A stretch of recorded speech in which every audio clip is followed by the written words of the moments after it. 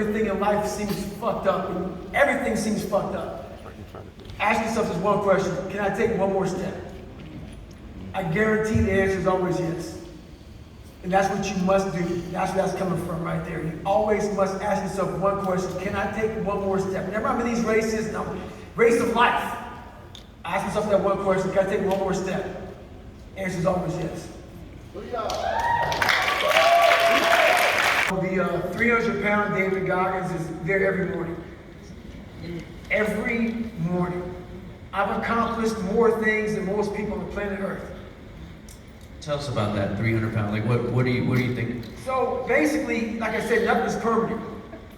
Like, people look at me right now, I'm 180 pounds, run every day, have all this motivation and inspiration. Every day I start from scratch.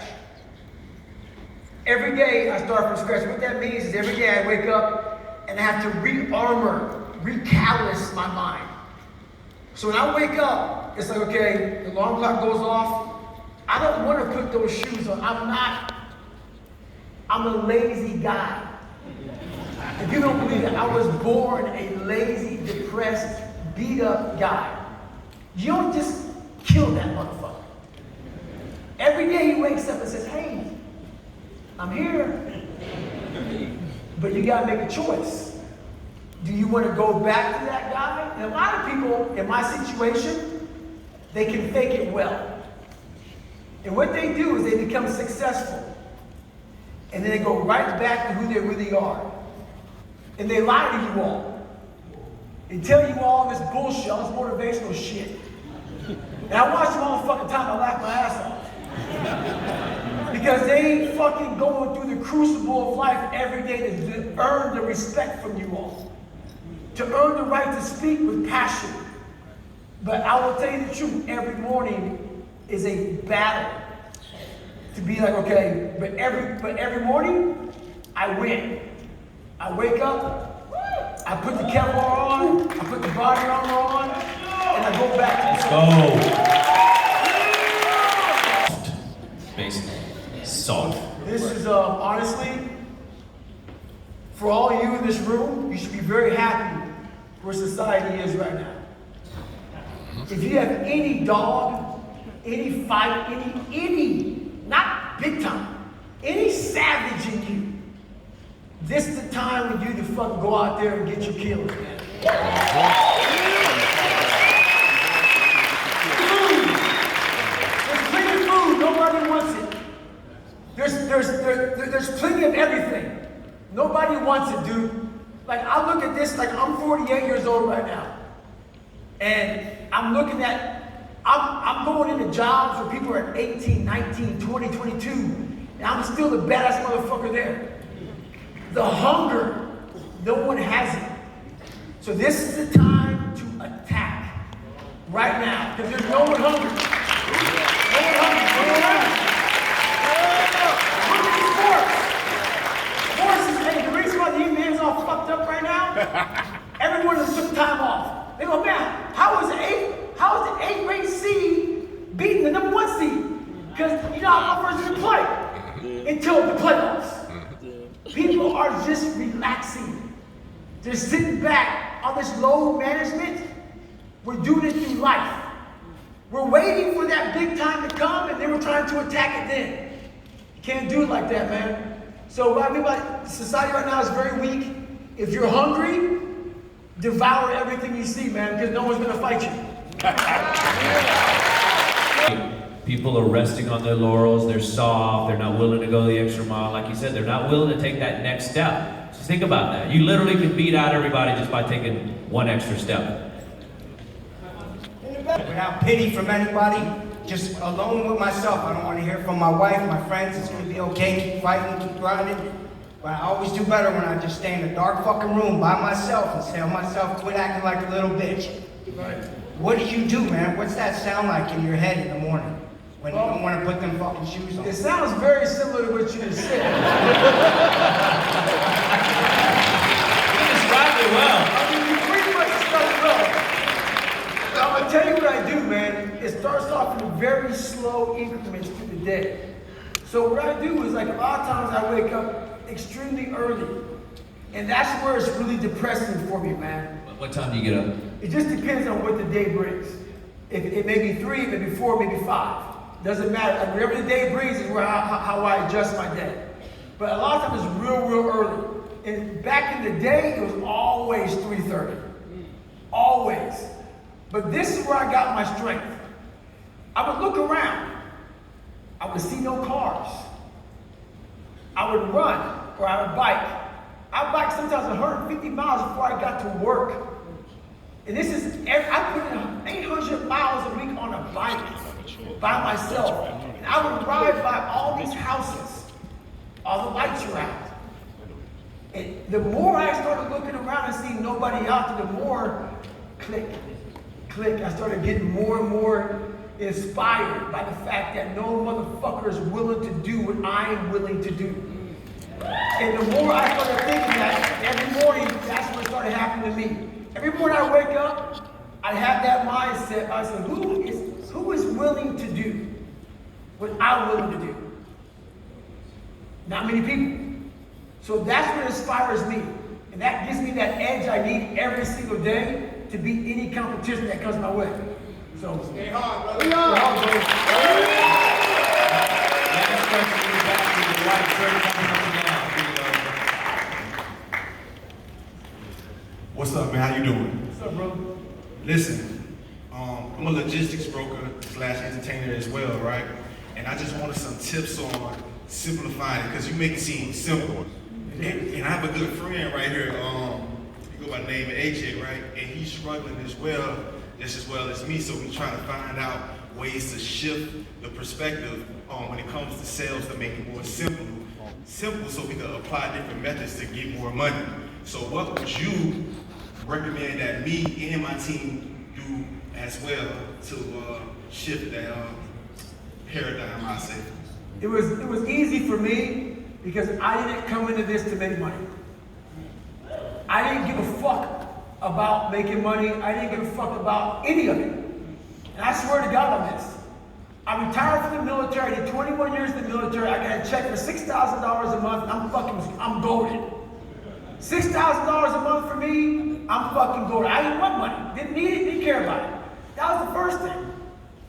So then I went into it very authentically versus how can I get money. I was like, look, this is who I am. This is what I'm about. I set my principles, my ethos, and this is who I am. And that's exactly what that's all it was for me. Be authentic to who you are. Therefore, you're not selling anything. You're being true to yourself. And then every day you walk around, you're basically selling yourself because you're being authentic to who you are. And it comes down to habit. My name is Gigi, and I restore people's financial life. I'm a Marine veteran, so I'm very direct with people. So I'm looking at their credit report and what's been working for what they've been doing hasn't been working for them, right? So I tell them, stuff that you're doing isn't working, but I'm too direct and they get in their feelings. How do I tone it down? Or how do I talk to them so that they don't get their... You're asking me that question, right? Wrong question. You never asked somebody else that question. Shut the fuck up. I'm asking what the requirement is that because people are getting soft. Right. They're getting soft. Yeah, well, see, they can get soft, but man, you can't. Like, fuck them.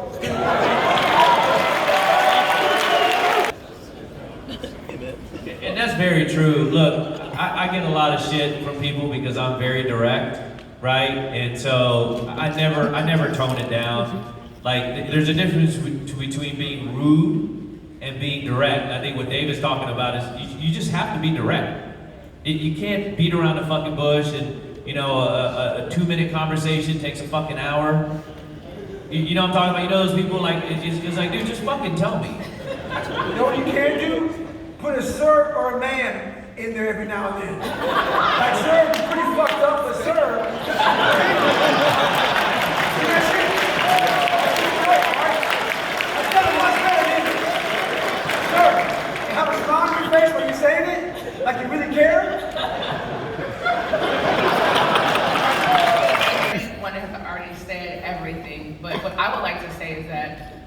know that you're a fucking badass, sir. Do you have any friends? Like you're an anomaly, so how do you relate to other people? That's a great question. Like, hey, he had a bunch of friends before he was running at 3:30 in the morning. I mean, yes. And he came out of the driveway, hey, nobody's here. Bad guy, no friends. Skinny guy, no friends. Do you have any friends? I love it. I do have some friends. Some. Very small. But this is the thing about it. It's called my foxhole.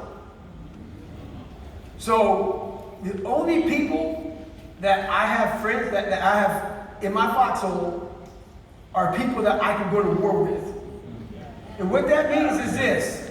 That's why there's very few people that I call friends in my foxhole. There's a lot of days where David Goggins does not want to get up. Let's say that you want to be a lawyer.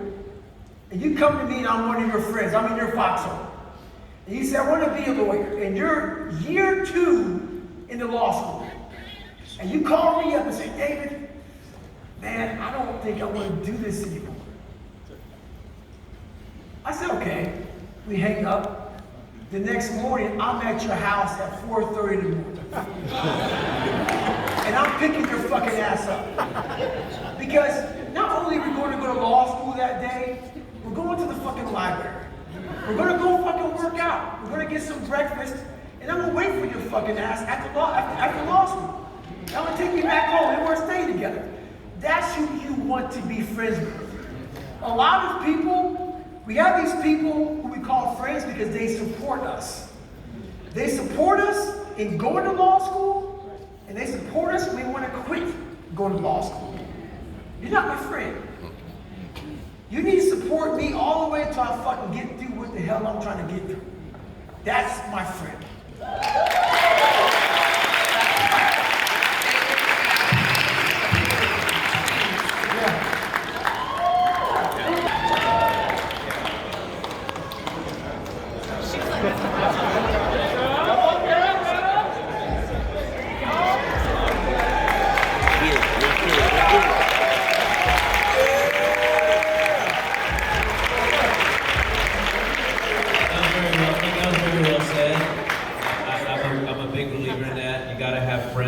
Support you and get you through your goal, because the friend word just gets thrown around a lot. Everybody's your friend. Oh, friend, I'm a friend. Everyone's a friend. Everybody's a friend. But there's very few people that are going to show up at your door when you're not feeling like David Goggins that morning, or Vick Tipnes, or Tim Grover, or whoever. You're not feeling that person that a lot of people look up to. And you need that person. So if you don't have those types of friends around you, or you have people that are not there to go to war with you, you need to get rid of them. You need to get rid of them. And you can do it nicely, like David said, sir, I'm sorry, but you're not my fucking friend anymore. With a smile, hey, you're not my fucking friend anymore. Now, my fault. I want to say something. I talked about not having fun. I'm going to couch that just a little bit. Having been the 36th African American to become a Navy SEAL in over 70 years, that's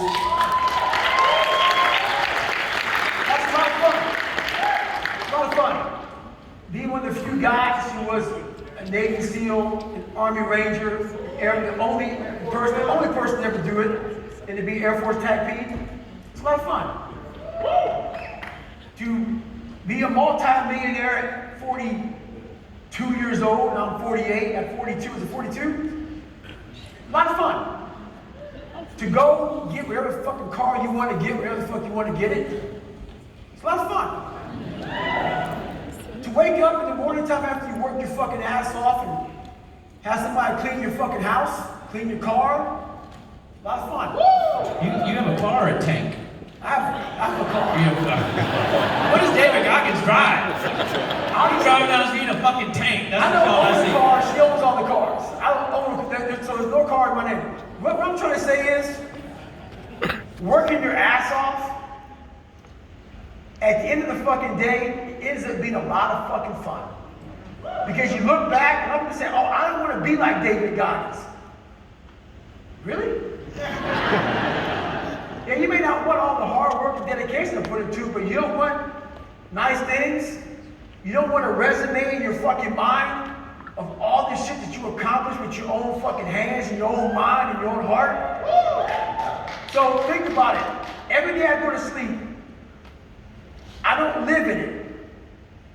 But I like to go through my resume. What happens to all of us is that we forget how badass we are. In those dark moments, when everything's fucked up, we forget what we've gone through. We forget how hard we pushed. You know, I ever want to do that. So every night before I go to bed, I go through that resume. Not to kiss my ass, but to realize we have more to do. This is what we've done now. We have more to do. So yes, it is a lot of fun being David Goggins. So,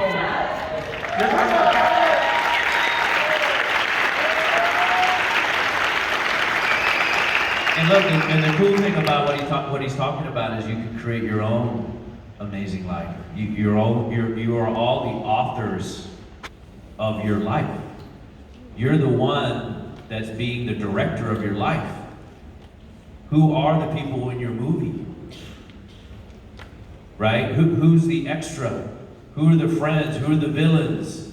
Like, this is your movie, just like he's creating his own movie. He's taking ownership for, like, hey, I'm gonna direct my own fucking movie.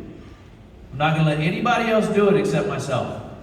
And you all have the power to direct your own movie. You're not some puppet in a play, I can promise you.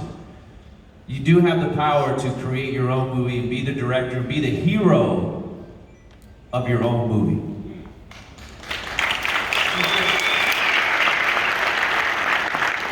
So as we close, because man, we could be up here for hours, dude. I know that you just enjoy the hell out of it too. I want to bring up we have a little surprise. I know you know a little bit about it. Zach, can you please come up to the stage?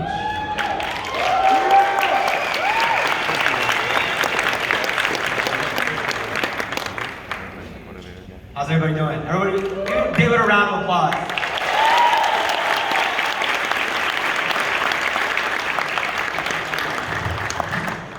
Obviously, it's a pleasure to meet David, but I didn't come on stage to talk to you. I came on here to look there and watch a video real quick. I lost my wallet with all my money. Is there a lost and found? There is. What does it look like? It's a black wallet. So it's a black wallet. Anything on it or no? Honestly, like $1,000 in it. Yeah. Yeah. Like driver's license, everything today? Yeah. Oh, thanks for calling. Hold on. How long have you been working here for? 5.5 since you. I can't believe you lost your wallet. Of all people. What's your dream job? Dream? Oh, policing for sure. Why is that? Just want to make a difference in the community, I guess. What do you need to get into policing? Work experience, education, all kinds of stuff. If you had anyone as your idol, who would it be? Oh, David Goggins for sure. Why Goggins? Just his discipline. I didn't lose my wallet. What do you mean you didn't lose your wallet? I actually have something for you. Oh, here we go. Zach, you better I got stop you. messing I around. wanted to get you a book, bro. It's David Goggins' book. Zach, don't tell me what I think this is. Come on, man. $1,000, man. No way. Absolutely, bro. You're always out here working hard. Hey, Oh you're doing this my for a living. god, career, man. Thank you so much. If you could say something to David Goggins, what would it be? Just I love him, man. He's helped me out a lot. Losing weight. How much weight did you lose? Oh, 45 pounds. Everyone here at the office loves you. They want me to give you this too. Freaking sweating. Why are you sweating? I get nervous when I sweat. Congratulations, you're now working through 15 days and flying out to Tampa Bay for RISECON.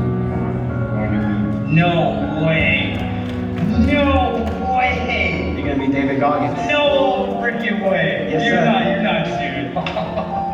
Come over here, bro. Vick, the founder of RISECON, wants to fly you and Alone out to Florida, all expenses paid. I'm going to see David Goggins, babe. Guess what?